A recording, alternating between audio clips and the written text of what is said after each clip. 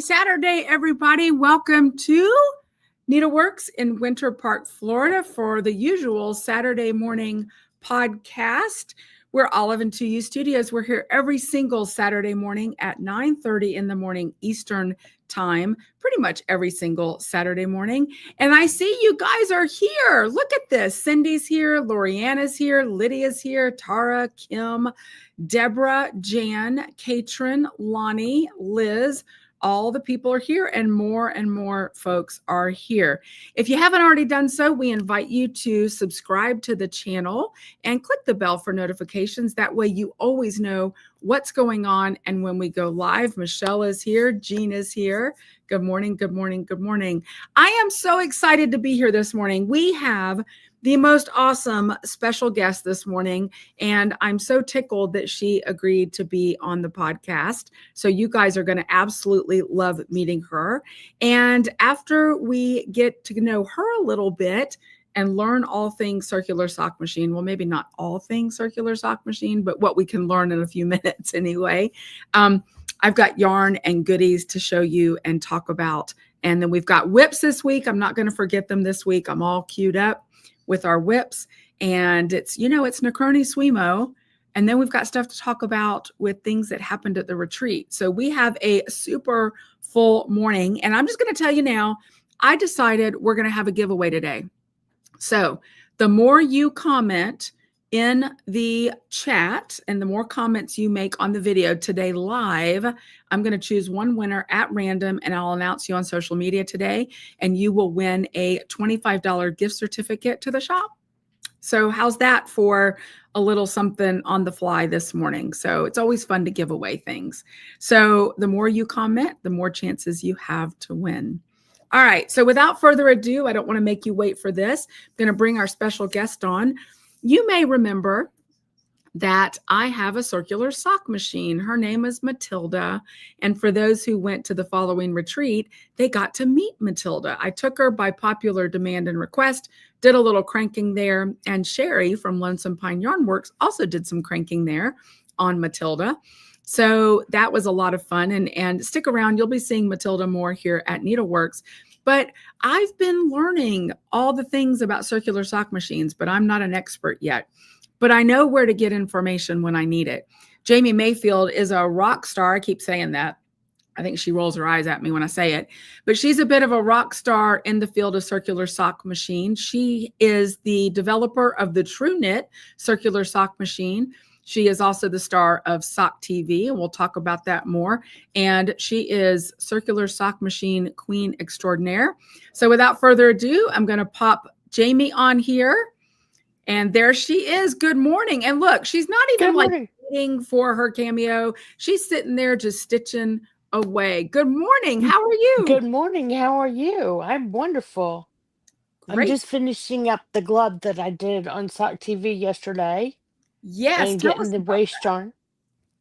Well, what we've been working on how to bind off, and so last week I showed them how to bind off with a needle and not on double points. Okay, and so this is a fingerless glove, and I like this. I'm not finished sewing, but at least I got all the. I like this because I can use my fingers and type, but I have this van, and it's a full-size passenger van, and the steering wheel is like from 1980. And so I like these gloves so that I can hold my steering wheel and not have freezing fingers. My last van had a heated steering wheel. That's fancy. But that is not in this van. Not in this van. So not in this van. So there's my glove. That's Lonesome. That is right. It is Olive and 2U Studios yarn dyed by Lonesome Pine Yarn Works. And this is the colorway right here, Tequila Sunrise. Tequila Sunrise. Yes, that you cranked. And I'm going to tell them real quick. I only have one hank of this in sock weight right now, and it's not even on the website. So if you want it, the first person to email me, I'll set it up for you to get it. I'm just saying that, but we're going to have more in the shop soon. I love, love, love this colorway. And that's why I chose to send it to you, because it is one of my favorites that they dye. So everybody can look forward to that being in the shop. So that's awesome. Okay. So I learned about Tru-Knit from a friend after I got my circular sock machine. I was at a trunk show and she said, I have an antique sock machine, but I want this one. And she pulled up a picture of a Tru-Knit. And I was absolutely smitten because it's so modern and wonderful. And then I went to a crank-in and got to see 4 Tru-Knits in action. And they're modern, and everybody was raving about how well machined they are. So how did Tru-Knit kind of come about? What's your story there? Well, my friend Sue, she lives in Warrenton, Missouri, okay? And we have gatherings there. We usually crank or we weave or we sew, okay? And across the street from where her shop is, there's a farm. And this some people bought this farm and they started setting fence because they have cattle. And they started setting fence, and I don't know if any of y'all are farm girls or not, but setting fence, if you have straight fence posts, which is not easy to do, okay, this man had straight fence posts in a row. I mean, like, oh my goodness. And so they started cleaning up. They took down a barn, they built a prettier barn. And so one day, we were watching all this stuff going on, and one day we were having a knitting gathering, and he came in because he saw all the cars and he wanted to know what was going on. And I think that was the first time that he had ventured over. Mm-hmm. And knowing him now, I don't know why he's very shy. And he just came in. And so anyway, he came in and he was like, "What are you guys doing?" And he started looking around. He started looking around. And this was shortly after I was relieved of my duties at another company. And we were cranking, and he started looking at a machine. And I mean, he was like really looking at it, and he pointed to a part of it and he goes, "What's that called?" And we said, "That's a tappet plate." And he goes, "Pee wee." And I said, "Yes." And I mean, the hairs on the back of my neck are staying in that because I bid on that part. I have a machine shop. And he said, I told him it was going to be $22, and Pee Wee said, "Well, it ought to be $6.50." And those would have been, now Pee Wee was gone at this point, okay? Those would have been his exact words. Who was Pee Six Wee? dollars and a half. Pee Wee was my stepdad. Okay. Okay. Okay. And so my friend Sue stands up and says, "Well, you can make us a machine." So it wasn't even your idea initially. No, it That's was cool. just, and for so long it was a pipe dream. He goes, "Well," and I don't remember the exact exchange of conversation because he said, "Well, you can come and see my shop." And so Sue and I said, "Okay." And we went out and got in his truck. And so finally he had to come get in his truck, and we said, "Take us to your machine shop." And it was the funniest thing because Sue grew up in a machine shop. I grew up in a machine shop, and they are dirty places. Yeah. Oh yeah. Filthy, gross, nasty, dirty, that ruins your clothes kind of dirty. Okay. And so he takes us over to his machine shop, and it's Saturday, so nobody's there. And we walk in, and it's like clean. I'm serious. I've walked on his shop floor with my sock feet, but that's how clean it is. Wow. And he starts walking down the main aisle of his machine shop, and Sue and I are still standing at the front entrance because I looked at Sue and I go, "Do you know what that is?" It was, pointing at machines. She's like, "No, do you?" And I'm like, "No." And so he goes, he's at the other end, and he goes, "Now here is what I wanted to show you." And we're still at the door. And he goes, "What's the matter with you people?" And I just looked at him and I said, "I don't know what any of these machines are, so we're going to need a better tour." Yeah. Then I started opening his drawers where he had all these tool chests like mine in the background, Hmm. and they're like this tall. And I started opening them up, and they have like velvet and parts are laid in there Oh, wow. like little soldiers. I mean, perfect. And so he told the guys at his shop about it. And no, that was a Thursday. And on Friday, after they got off work, the guys that worked at his shop, they came after they got off work. It was 4 o'clock. They stayed till 10 o'clock that night looking at the machines and looking at how the machines worked. So I knew I had their attention. Yes. And so it took me about a year for him to get fully on board. Um, but then it's like, I don't know, when people get the CSM bug, you can't stop thinking about it. And I always just want to expose the machine to new people, Right. okay?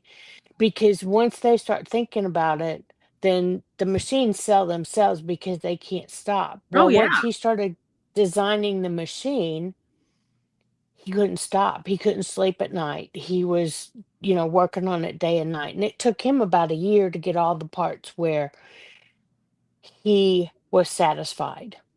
Which And is he's the in mark of a so true workman who really knows quality. yes. Like you can't believe perfectionist, Yeah, which is good when you're a machinist. for I'm sure. not that much of a perfectionist, although I am specifically um a dictator when it comes to testing a machine. Everybody wants to know, well, how long does it take? It takes me a long time to test a machine because I want to make sure everything is right. I do not rush, Quality, you know. quality all the way. Yep. Yep. That's Yep. awesome. So that was the beginning of Tru-Knit, and then you Mhm. kind of morphed, and now you're the star of Sock TV, which is really Oh awesome. no. Oh, no? Oh no. I was star of Sock TV a long time ago. Oh, Sock before Tru-Knit. TV Okay. way, Okay. way. Yeah. I think we started in maybe 2012, possibly 2013, every Friday morning. Okay. And we've done some good projects. We've done some bad projects. We've had some epic failures. We've had some epic work it outs. But and we've covered every topic at least 3 or 4 times. It's amazing. But the fun part is I never do anything the same way twice. So if you watch it on this one and you don't understand, you can watch it on another one, and then you can understand better. I think that's what I really appreciate about you. And when I was interested in getting my circular sock machine all the way through now having it, I've watched videos and that of you, and then I've watched some other people, and I always come back to yours because I find you extremely accessible, extremely relatable, and you talk in normal language. So for somebody who's just getting started, you're the person, you're the go-to because you're you're just relatable and helpful and speak in a language that everybody can understand. And I think that's really a huge strength that you bring to the community. Well, thank you. I appreciate that very much. I work very hard at just being me.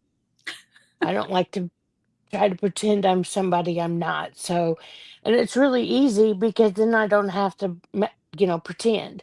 Right. Right. Like I have an itch, I I got to totally scratch get it. it. So how if somebody's even curious about circular sock machines, where do you recommend they start? Like how do you get started with that? That is a tricky question because there are some many sock groups on Facebook, and I think that's where a lot of people start their research. And some of the groups, I read the answers for entertainment. Okay. We all do So, that for all kinds of things. Yes. exactly, exactly. Because the people that they don't know what they don't know. And yeah. Um, so If you are interested in a circular knitting machine, obviously I suggest you go to Tru-Knit.com. Yes. You watch the videos. Um, but there is a lot of research to do. And there's Facebook groups where I appreciate the answers way more than others. There's a Tru-Knit Facebook group. Um, that I don't know where people are doing their research right now. I try to, and I know a lot of it comes from seeing one in person. So anybody that's demonstrating a sock machine is basically representing our whole craft, Yep. because once someone sees it, then and that's what happened when at in the way back when we started um doing this machine. Pee Wee saw one, and it captured his attention, and there was no eating, sleeping, drinking. We were going to have one, you know. So you get the bug, but be careful when you're doing your research. Yeah, that makes good sense. And that's, again, I did a CSM Curiosity Day here at Needleworks because for me, the first time that I saw one, my gut instinct was, oh, that looks like a neat machine, but that's way too complicated for me. Like I could never figure that Mm-hmm. out. And then when I got a little deeper in the hole, a friend of mine who had one said, come to my house for the day, sit with me, and I'll walk you through it. And she did, and she demystified it for me. And so it became much more accessible. And so that's what I tried to accomplish was, hey, sit here. I'm not an expert. You made me a little nervous when you said you represent the whole craft, but I'm very clear about the fact that I'm not an expert and I don't know everything, but I know where to find out. And Exactly. I am an expert because I have a lot of practice, right, right. but I don't know everything. Every time I demo, there is nothing like drop stitch, like the word demo, Yeah. you know? These machines will humble you up and down the street. You They and I, do me. we talked about that. They're the great equalizer. So you They sit down are. at one and it's going to behave the way it wants to behave to some degree. And, and we were at our retreat this past weekend in Adairsville, Georgia, up in North Georgia. And I took Matilda, my CSM, and I was like, okay, I'll do like a little mini demonstration. All of a sudden, it wasn't knitting the stitches. I was cranking, it was doing good. And then all of a sudden, it wasn't knitting. And I felt like Hmm. a total moron. But, those are the things that happen. But I think having the access to see one and, have a minute to like do a little crank so you can kind of get the Hmm. feel for it Hmm. is a big part of it. Now, and crank-ins are a good place to do that. Not all crank-ins are Oh open my, yes. outside of people, but some are. Is your Tru-Knit Facebook group only for those who already have a Tru-Knit, or are you open to Oh people who no. are curious? Curiosity is that's where that's the best way to do research on a Tru-Knit, Okay, other than reading the reviews on the Tru-Knit website, perfect. because they tell you, and I didn't pay those people to write those reviews, just so you know. Good to know. That makes sense. Yeah. Um and you hit upon something that I wanted to talk about to people that are starting out or thinking about. There's lots of talk out there about the giant learning curve. Okay. And there is a learning curve. But I'm going to tell you something, and this is honest. A lot of people think they're going to get a sock machine and sit down and make a sock. And that is when the machine kicks you up and down the street. You want to throw it out the window. Um, and it's very frustrating. Hmm. Okay. But it's just like knitting needles. Okay. When you started knitting, you did not knit a sock. And some woman told me one day, yes, I did. That was my first project. Well, okay, you don't count. But when you start knitting, you either knit a scarf or a washcloth. You don't knit a sock with short rows. Okay. So if you sit down to the machine and you learn how to do the machine, it is much easier. Now, antique machines, it's kind of a question, is it me or is it the machine? Right. Okay. With the new machines, most of the time, the machine is going to work properly, and you're not going to bend the will of the machine. The machine has to bend your will. And I sold a machine one time to a lady, and she was a master knitter, and she couldn't understand the machine was not working right because she wanted to bend the will of the machine Yeah. for her needs. But she had to learn, no, you have to make the machine work for you, and you have to understand how it works in order to do that. So my advice is to not sit down and try to make a sock because you're a smart person and you can read the instructions. My advice is to sit down and learn how to use the machine.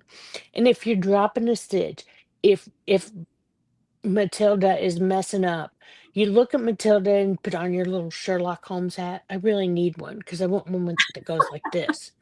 Put on and be a detective Yeah. and figure out why is it not working. There's something that has changed. What is going on? Yeah. That makes perfect sense. Perfect sense. Yeah. And it's interesting what you said, because that kind of goes into my next question. It's been curious to me, having gone to a crank in and being in some of the CSM groups, I realized a lot of people who use a circular sock machine are not hand knitters. So it's like a different jargon. Some are, to be fair, but it's like a totally different perspective on the knit process. And what you said about learning how the machine works, because how the machine works is different than how Hmm. you work. I assumed I'd be able to understand it because I do understand hand knitting because I'm a knitter. It's not that way exactly. So, are you a hand Not knitter, and what's your exactly. perspective on that? Well, my mom tried to teach me how to knit a really long time ago. And I was sitting in the back row of the church pew knitting, minding my own business, and it was like this. Hi, yeah, hi, yeah.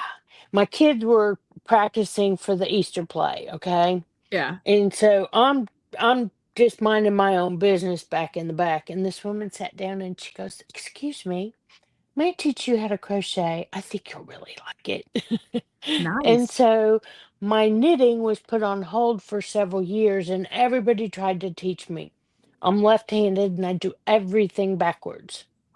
Okay. But I do it right-handed, only backwards. Yeah. Okay. And so, and I knit right-handed and I crochet right-handed, I believe. And so anyway, um, I saw one of my CSM friends knitting, and I was watching her and I said, I can do that. And so she made me videos, and that's how I learned how to knit. Then I gave her a washcloth and it had a drop stitch. But anyway, she is an amazing hand knitter. Not everybody hand knits. Not everybody knows anything about yarn. I had to learn all these things. I mean, prior to the sock machine, I went to Hobby Lobby and got my yarn. Okay, I'm kind of embarrassed to say that, but it's the truth. Because we have a Hobby Lobby, we didn't have a yarn shop. Yeah. So, You do what you can. so you do what you have to do in order to play with string. Exactly. And yeah. So when I learned how to knit, I used every single CSM skill I had. Okay. That was just, and I think you would use knitting skills too, but it's different how they translate. Exactly. And like you said, we have our own lingo and jargon, and they have their lingo and jargon. But there is some, like a Venn diagram, there is some crossover there in the middle Oh, to yeah. some degree. I think it was funny. A friend told me that when she first started dropping stitches on her CSM, she was picking them up and then was like, but I can see the purl bumps on the front. Why is that happening? Well, because you have to pick them up from the inside and it's different than if Correct. you're picking them up Correct. if you're hand knitting. So it's definitely a different kind of thing. So I've got more questions for you, but we do have a Okay. question from one of our viewers. So Holly wants to know, can you talk about setting tension? So standards that I can follow for different yarns. Do you have any tips about tension at all? Hmm. That's everybody's largest struggle. Okay. Um, If you knit too tight, you're going to feel those stitches. If you knit too loose, you're going to feel those stitches. What I like to do, because I have a slotted yarn carrier, is I start with all the needles when I want to set my tension for a new yarn. I start with all the needles and I knit a tube. And then I don't cut the yarn. I just drop it out of my slotted yarn carrier and knit it off. And then I put the tube on my foot and I think, even if it's like a 72, I stand up on it because if I can stand up and feel those stitches, I know that it's too tight. Now, Oh, if I can, if they're too loose, you can, those are easier to tell. I knitted my socks at too tight of a tension for a year and I couldn't wear them. It took me a year to make a pair of socks that I could wear. Okay, because I was trying to knit as tight as humanly possible. And to this day, I only know one person that knits that way, and he makes his whole entire family wear socks, and I feel really sorry for him. But I'm just saying, I hope he's not watching because he knows who he is. Anyway, when you are setting your tension, what you want to look at, and you're going to set your tension with all the needles. If you knit with your heel spring, you're going to put your heel spring on. If those stitches are trying to ride up, that's too tight. You want to watch the way the stitches seat themselves. Okay. So you're knitting along, and if with your normal weights, and I use 2 of the 3 weights on all the machines that I have used because I want to be able to add and take away. so what weights do Okay. you use? Oh, you mean you use two of the three My weights? stem Okay. weights. Okay. My Yeah, you stem said weights. weight. They come with 3 weights typically, and I use 2 so that I can add or remove as Gotcha. needed. And so you got your weight on, you've got your heel spring on, and you're cranking around. And if those stitches don't automatically drop and seat themselves against the cylinder, that is an indicator that your tension is too tight. So I loosen my tension until I feel like they're really falling where they should. Now, let's say you have a 72 cylinder and you need to fit it to your size 7 foot. Tightening the tension is not the answer. Okay. Um, you need to get either do ribbing. You can take needles out for a mock rib, which I don't have much use for. I guess you could probably tell by the look on my face. You can use ribbing to make the 72 cylinder fit a size 6 foot without a problem and feel wonderful. Um, but tightening the tension to make it smaller is not advisable. I Interesting. hope that y- I answered your question. Yeah, that's fascinating. Absolutely fascinating. Well, you know how when you're knitting something and you're if you knit it too tight, it's going to feel stiff and not drapey and nice on your foot. Now, your feet take tighter tension than your head, Right. okay? Because you don't want the tight tension on your head or it squeezes your hairdo. Right. Can't have that. So, No no, squeezing of the hairdo. So show us some things no. that you make. Do you have some things there you can show us? Because I think people think, oh, I can only make socks on a CSM. Oh my goodness, look at that. So That's there's little Christmas tree, and I have all kinds of doodads to sew to it and decorate it. But that's an I-cord Christmas tree. I-cord ornaments and projects are just going crazy. so you do So I make I-cord a on your lot of CSM. I-cord. Oh yeah, I clearly need to not a learn that. problem. Yep. Okay, now here's the thing. This is a prosthetic breast, That is awesome. okay? And it's not knitted knocker approved, okay? But it's hard to know if it works because since I have two, I can't put another one in and feel if it's comfortable or Right. not. But it has been tried by several people. Anybody that I can find that has the need for this, I usually ask them if I can, And I also this is the reason I wanted to learn to hand knit, so I could knit these for people. That's So I awesome. do them both ways, and they report back to me that both of them are extremely comfortable. That's fabulous. Okay. Because anytime you have a group of knitters, you have a group of knitters knitting for a cause. Yes. Okay. Now I want to show you this cable work. Can you see this? Yes. That's on a Okay. CSM. Yes. And it's it's really pretty. So what this is a cuff for a kilt sock. So I made this one. I did this in the round, and then I hung it on the sock knitting machine and started my sock. So this was my setup bonnet for this project, Makes which I thought perfect turned sense. out really, really cool. That is And beautiful. I'm sorry I'm talking to you like this. I have to see what I'm saying to make sure I'm showing it to you right. They're all getting Oh really my interested goodness. now. Yeah, you just wait till you see what I have in this box. I told you, once you get started, here's a doll with arms and legs. Now, he's got seams, okay? But yeah. Oh, look at this. You know the lady I told you taught me how to knit? Yeah. Okay, she is like a phenomenal CSM knitter. Look at Look at that. Do you that is know how to well do beyond. mosaic knitting? That is well beyond regular color work. That is just stunning.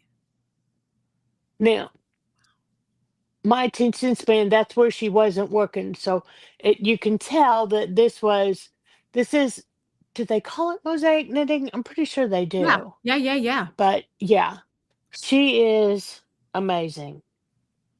So she made me those socks and surprised me with them for my birthday. People are always shocked when I say Mhm. you can do color work, you can do lace, you can do all of that on a CSM. Okay, so these are leg warmers. Okay, and they are lace, and they're ribbed at the top and the bottom. Thank you, Cynthia. I just saw the comment. Here is a heelless sock and a toeless sock. Whoops, there's the toe part. Um, Now my favorite thing to do. Oh, here's a prototype I have in the works. Okay, so this orange is waist yarn. This is going to be a triple roll sock, but you can tell that this is just a prototype at this point. I'm working on that. That's going to be How Black fun. Friday. This is fun. I did this yesterday. This one ribbing. This is 2-1 ribbing. This is 3-1 ribbing. This is 4-1 ribbing and 5-1 ribbing. I just made this sampler because I go around teaching a lot, and I I swear everybody needs a 60 cylinder, and this is the reason why. You can do all these ribbing combinations. My favorite projects for this time of year. I have to get over here and get one. Hopefully I don't fall down and everybody, gets to see me flat on the floor. We don't need that much of a show this morning, Jamie. I know, but you don't know me. I'll have to fall down. Oh, wait. Do you see this? If I had the remote control, this is a lantern and it has lights inside, and well, the remote control's in there, but it's probably got a dead battery. We'll work on that in a minute. Awesome. Okay. Here are Christmas ornaments. These lace Christmas ornaments are my favorite this time of year. Beautiful. Aren't they pretty?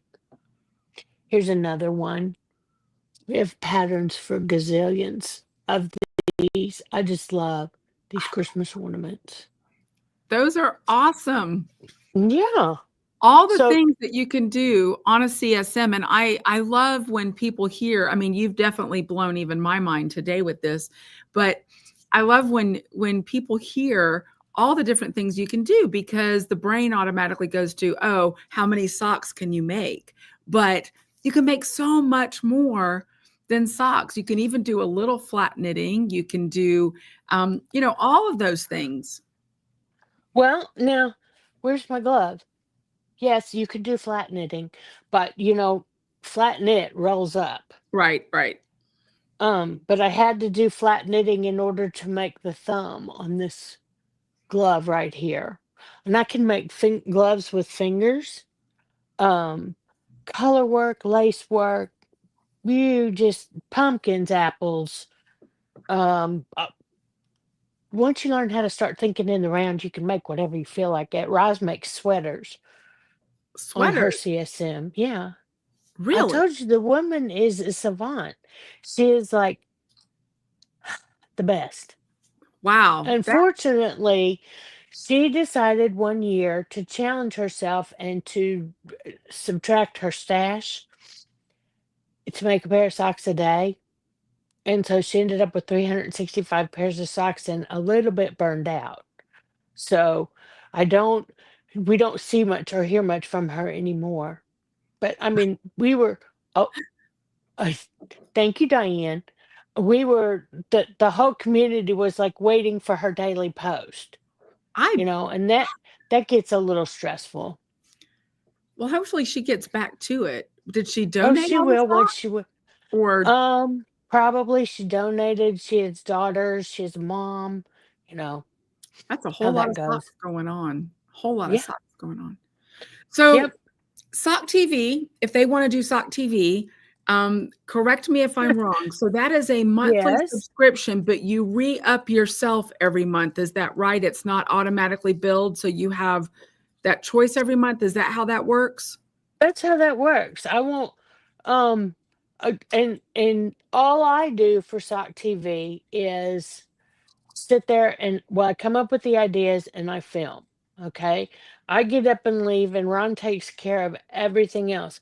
What sets Sock TV apart is there are like 6 cameras, and only one of them points at me.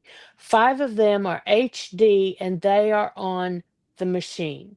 So when I want to show you about rising up needles, you can by golly see them. That makes a Okay. difference. And Ron, it was a huge challenge for him when he happened into our story, which is the whole thing. It's a story that I'm living in. Um, when he happened into our story, he saw it as a challenge because of the machine and the being able to show what I needed to have shown, you Mm-hmm. know, to make people understand how to work these machines. And it happened because he was selling so many machines and so many people were having problems. I was spending my whole entire day on the telephone trying to help people.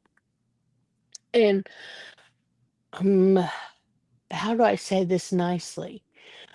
If they subscribe to Sock TV, they quit calling me so much.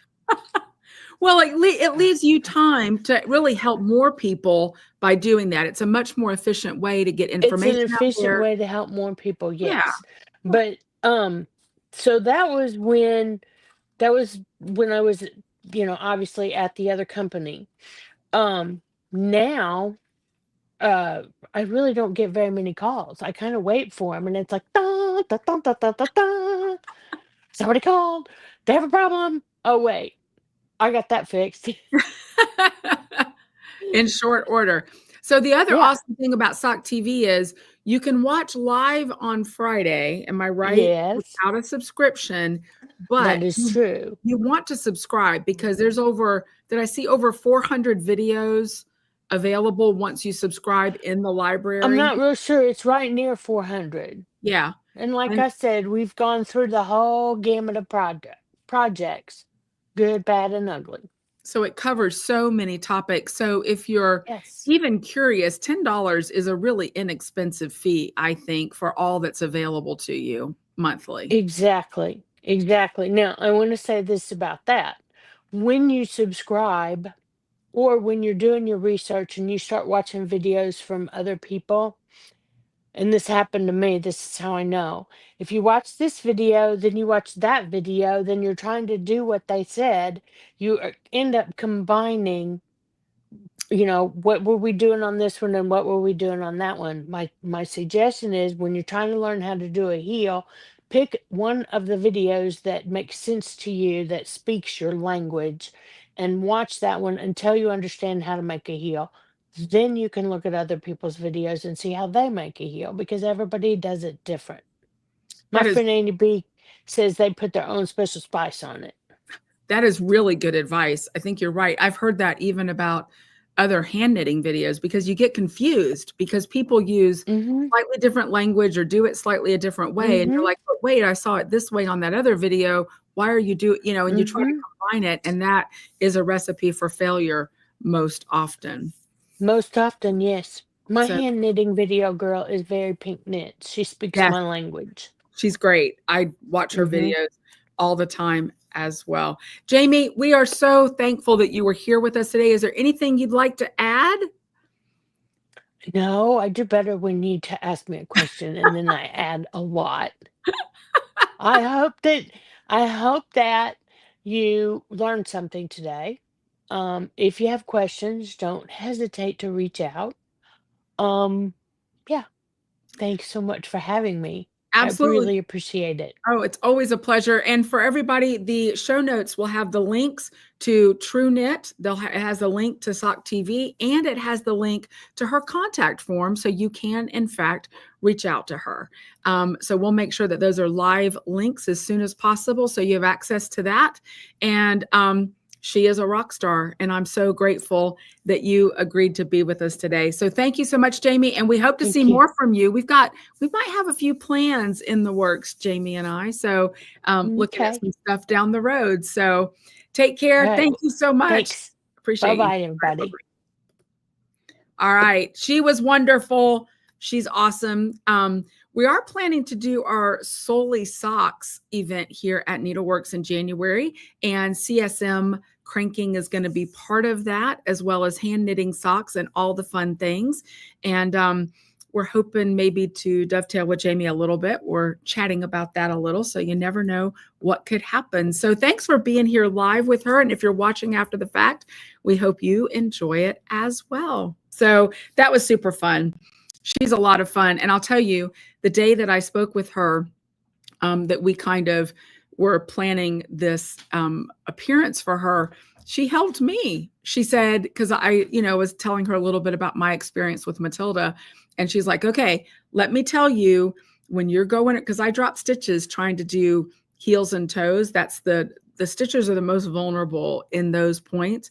And she's like, you go really, really slow around that. And then once you see it's going to catch, then you can go fast. And I was like, all right, I learned something. So she is always, always teaching. So I hope you all enjoyed that for sure. All right. Don't forget, we're going to have a giveaway. I'll be announcing on social media today who the winner is. The more you comment, the more chances you have to win a $25 gift card to the shop. And we've got really cool stuff in the shop. But what I'd like to do first is I want to go ahead and roll with the whips and see what everybody has been knitting, because it's still Necroni Swimo. People are knitting on their Wednesday sweaters or other sweaters that they've selected. And so I want to make sure that we show that. And then I'll show you what I'm working on as well.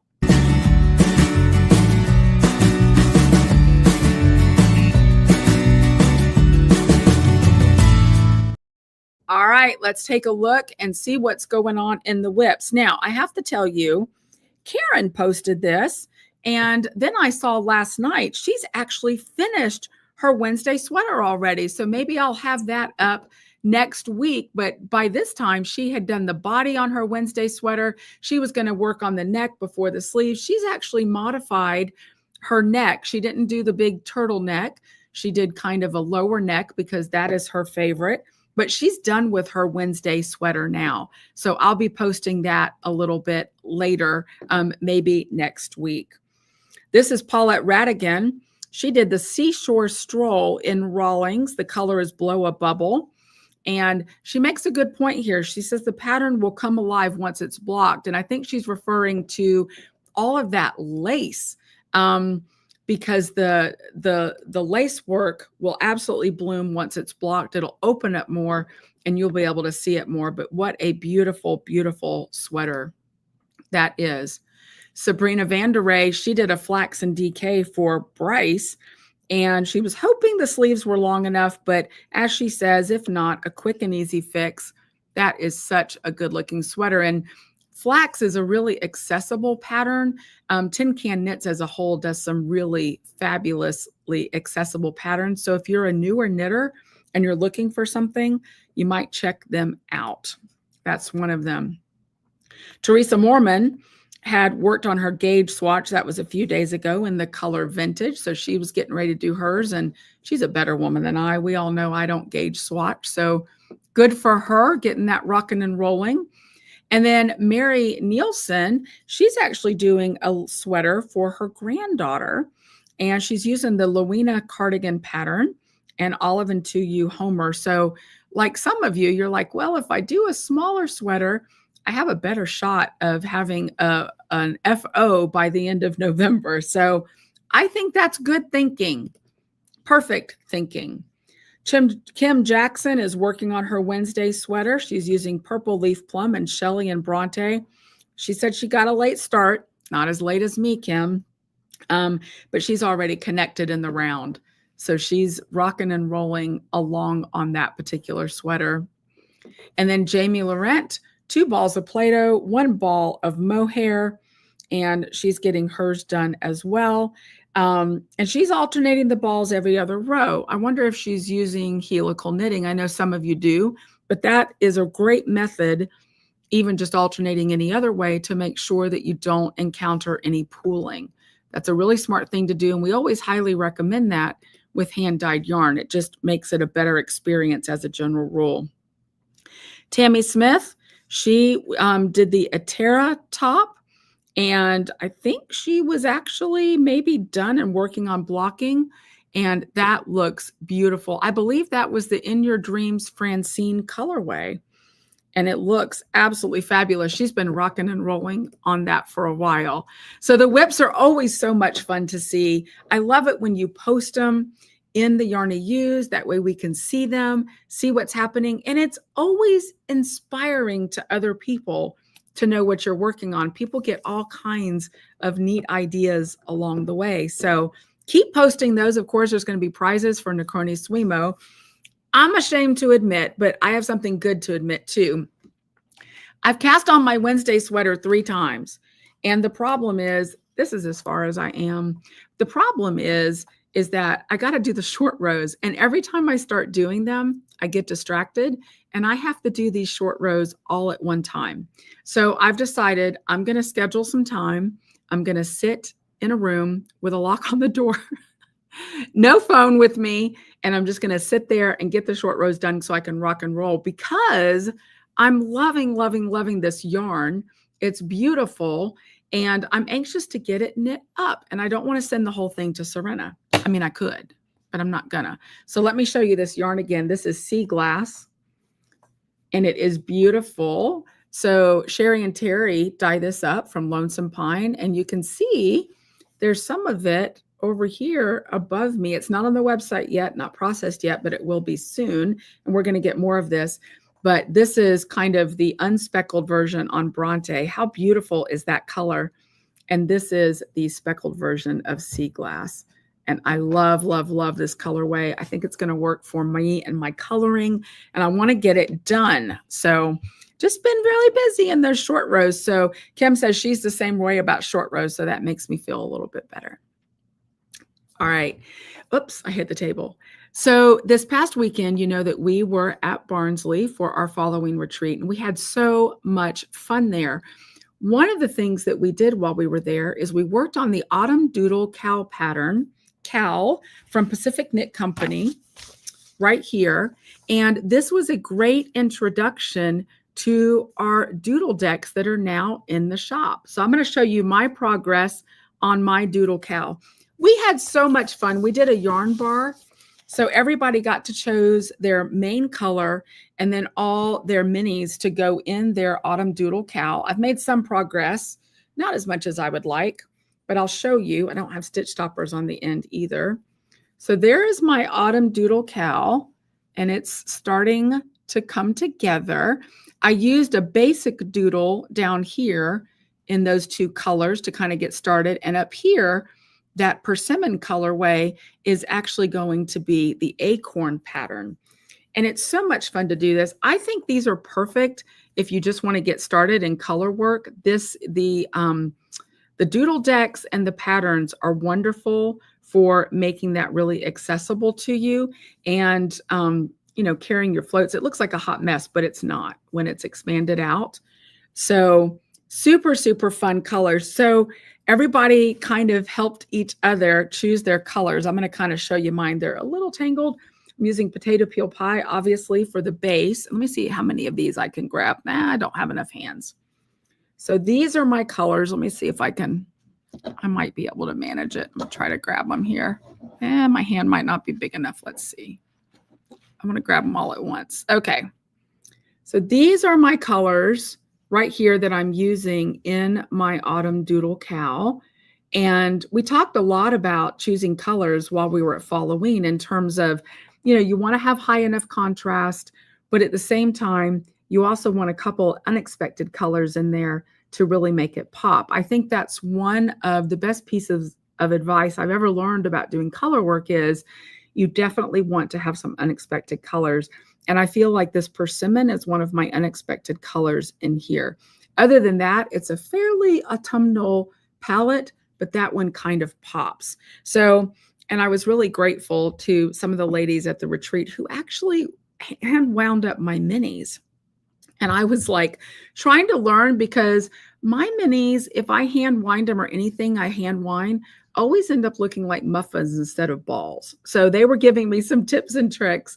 I'm hoping that I can practice and aren't those perfect? Look how perfectly round those are.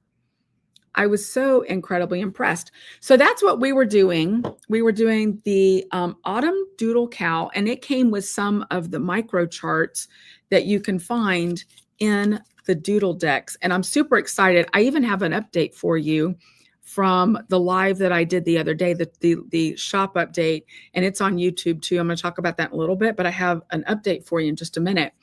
So we've got these in the shop right now. They're available on the website. We've got the winter, we've got the autumn, we've got the summer. I've got more spring coming already because the spring sold out already. And then we have the basic Doodle Deck, which is really helpful for just basic patterns to integrate into those. We also have some of the patterns. You can see them up here, the beanie, the top-down socks, and the cowls. They each come in multiple sizes. And so they're really customizable. These are fabulous. The nice thing about the patterns is that they all have the right stitch count to work seamlessly with the Doodle Deck. So you have endless opportunities for customization and making things really personal to your gift recipients, which I love. Okay, so my update is when I did the shop update the other day, I had found out that Pacific Knit, Jamie Lomax, who is the owner of that company and who has agreed to come on the podcast as a guest after the first of the year. I'm very excited about that. She had destination doodle decks that came out. They're smaller decks, and I couldn't get them the other day. And then lo and behold, they just came out and I was able to order them. So I've got the destination doodle decks on the way. They're the smaller ones, as well as the travel doodle deck. And word on the street is there's a Scotland one in the works.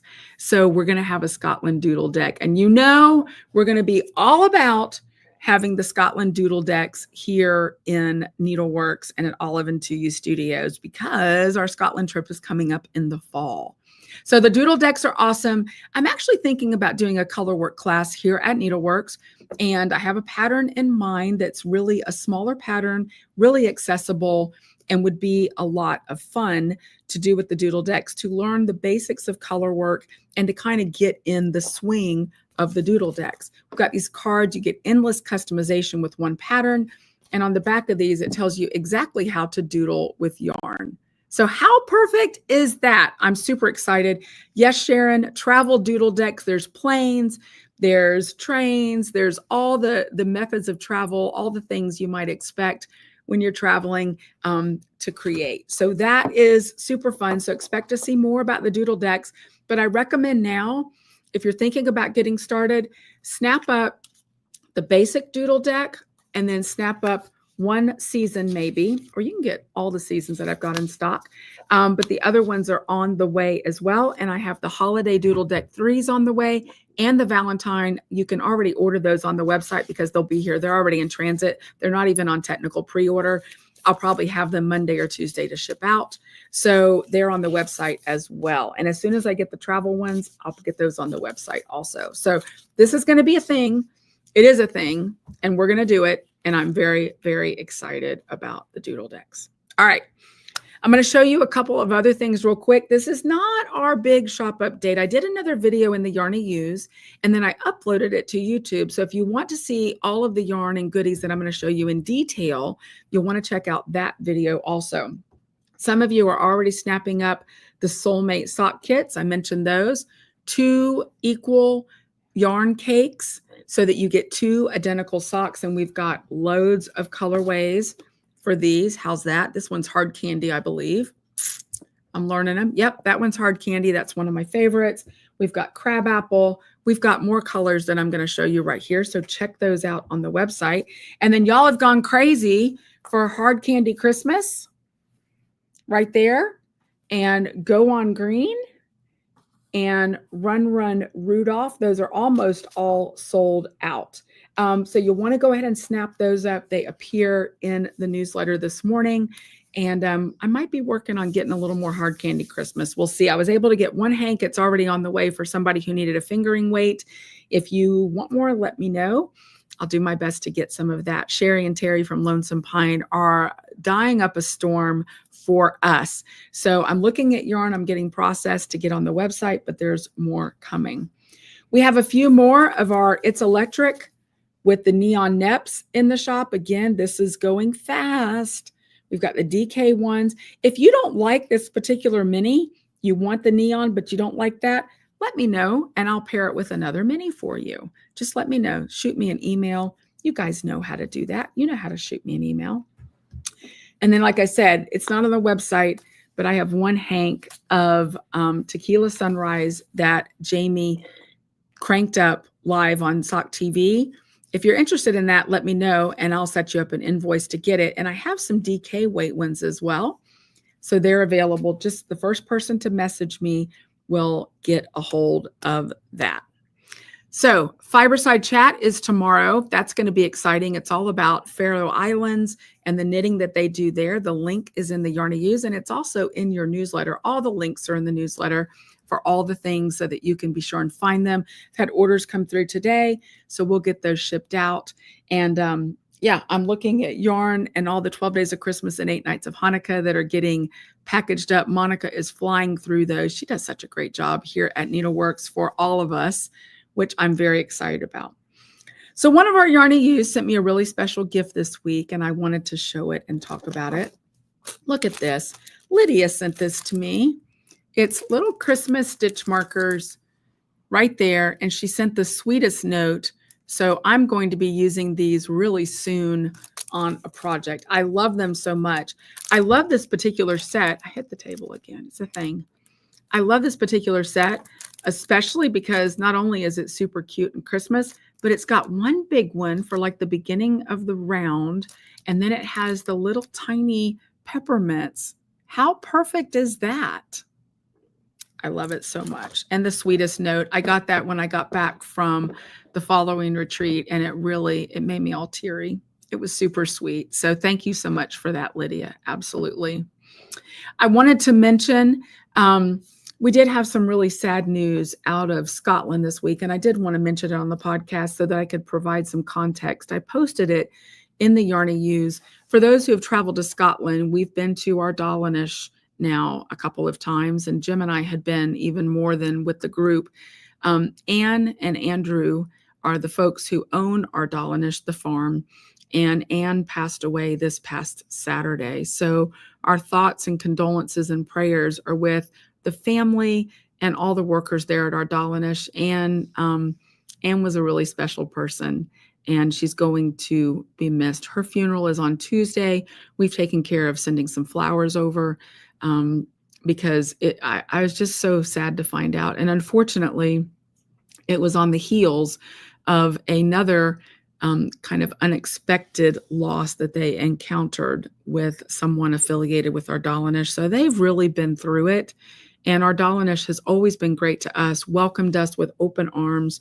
And I'm really, really sad about the loss of Anne. So we give them all our condolences, our thoughts and prayers, and big virtual hugs, because that is a difficult thing to endure for sure.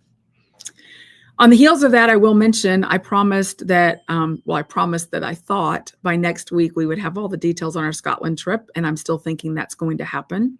So as soon as we have all the details and we're able to roll it out to you, I'll be doing that, which I think will be this next week. Cross fingers.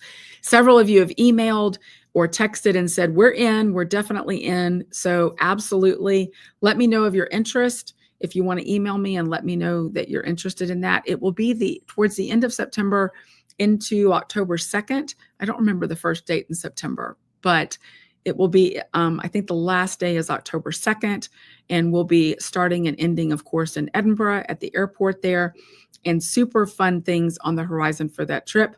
We've been confirmed at Kitchen Coos and Use, so there'll definitely be some coo brushing and nuzzling going on there, and all kinds of fun things, more yarn shop visits, more fun, and some exciting things, including we plan to be in Glasgow one night to go to a yarn shop there as well.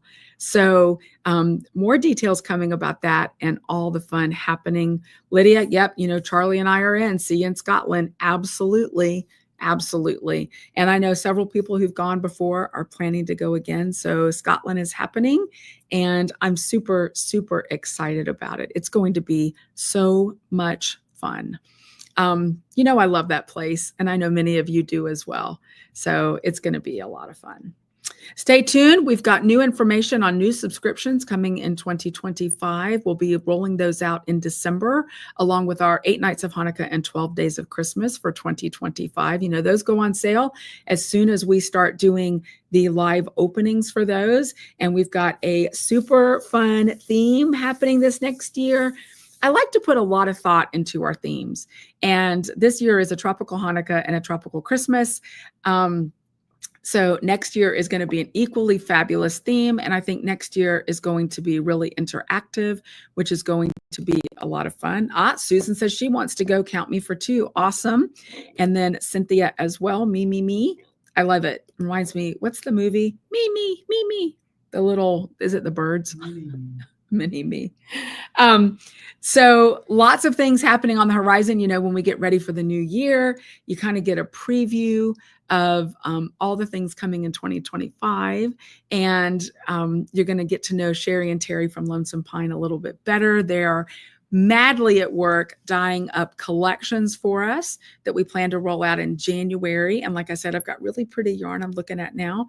Several of you have been wanting to place some special orders for projects, and we're working on those as well.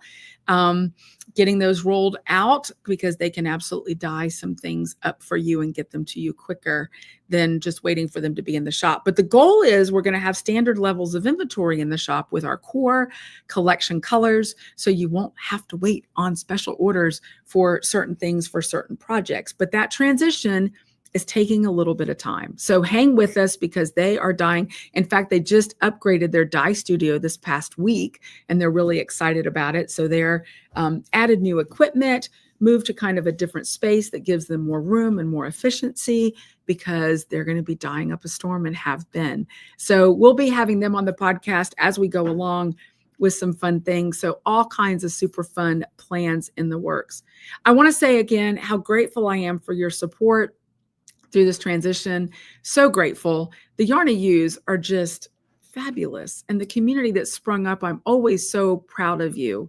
And the way you take care of each other, the way you take care of me, and all of those things. So thank you for being here. We've got more fun classes on the horizon here at Needleworks. And I'm working on some streaming classes as well. Not only streaming classes if you are not local, that for sure, but also streaming some instructors in that are not local. So some things are in the works for that. And if you love Scotland, stay tuned, because in January, we're going to be rolling out a really fun event that's going to span multiple months and will involve another yarn shop in Scotland. So all kinds of fun things on the horizon. Thank you so much. Continue to share your projects. I love seeing them. Let me know, as usual, if there's anything I can do to help you. And look forward to more special guests. I've been booking special guests, and I like doing this. But that means what I'm doing is I'm doing lives more often in the Yarny Use for shop updates. And then what I started doing this week was then taking that and uploading that to YouTube for a more, what can I say, in-depth shop update than what you're going to get here on Saturday morning live at 9:30. I'm trying to, bring in people of great interest so that we can learn more from them on Saturday mornings with a mini shop update. But you can absolutely go over to our channel and pull up the main shop update where I go more in depth about the new products that week. And then, as usual, the show notes will have all the links, all the information that you need. And I'm super, super grateful for that. We're Olive and 2U Studios. We're here every single Saturday morning at 9:30 in the morning. If you haven't already done so, I invite you to subscribe to the channel. Make sure you subscribe and then hit the bell for notifications. Please, please, please give us a thumbs up. It really, really is helpful, and it doesn't cost anything to do. And then if you don't mind sharing the link to the podcast, I go ahead and post the video on Sunday because it takes that long for it to process from the live. But if you post that, that helps me get out there and reach more people, which I really, really appreciate. Oh, I'm glad to hear you guys are loving the live updates through the week and the new content on Saturdays. You can look forward to more of that. Thank you so much. And if you have suggestions, feel free to email me, and we'll work on getting everybody here. Thank you so much, everybody. I will definitely see you in the Yarny Use, and have a wonderful week. Talk to you later. Bye-bye.